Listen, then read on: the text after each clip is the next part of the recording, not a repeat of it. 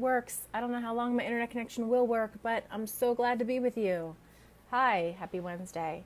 I just recorded something on YouTube, but I have no idea if it even stored or where it is, so I'm going to redo it.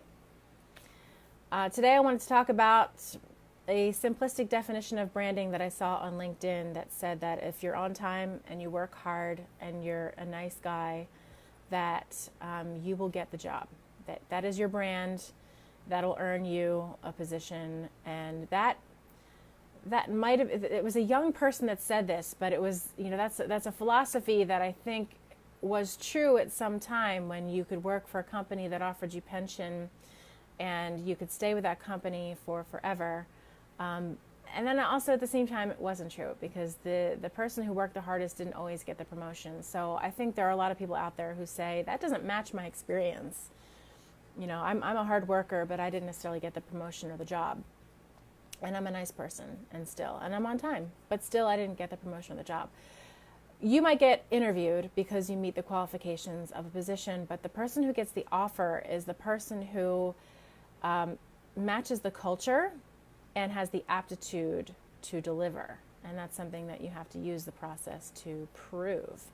So proof is really where it comes from, right? So what are your tools to offer proof? You have your resume and you have your LinkedIn profile. Now, unless you're sending your resume directly to an employer or recruiter, then LinkedIn is your really best tool for that. That's where the whole world can come and see it, including your current employer.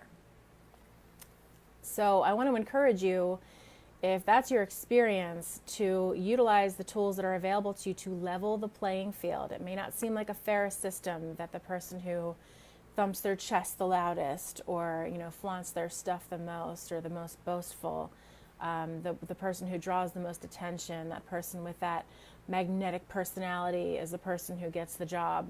And that's not a fair system. But at the same time, you have the tools available to level the playing field. So embrace them. I'm talking about LinkedIn, but I'm also talking about branding. And branding is not just being a hard worker. Branding is establishing that there's something unique and special about you. And branding is also not just like a spin machine, where you're putting a pretty package on essentially what's inside is a turd. It's really about getting in tune with what makes you uniquely qualified, uniquely special, what other people wouldn't have experienced, or a way of thinking that they don't necessarily see, a way of solving problems. It is unique to you. And I'm not saying that there isn't anybody in the world that's like that, but there are distinctions that you can establish between what you do, how you are, and the value that creates. So that's kind of a missing piece. Branding is not just saying, I'm a team player, I'm driven, I'm motivated, I'm a hard worker. That's not your brand. Okay, those are adjectives, and they're very overused adjectives, and they don't distinguish you at all because everybody says them. Hi, who's with me? So if you've had the experience, by the way, if you're here, that you are the hardest worker, are on time, nice person, but you didn't get the job, leave me a comment here if that's been your experience. What I can say is that if a tree falls in the forest and nobody's around to hear it, doesn't make a sound. I see a lot of competitors who don't necessarily offer as much value as I do, but they get a lot more clients because they have a lot more marketing. They know the tricks and the tips and the tactics, and they use them.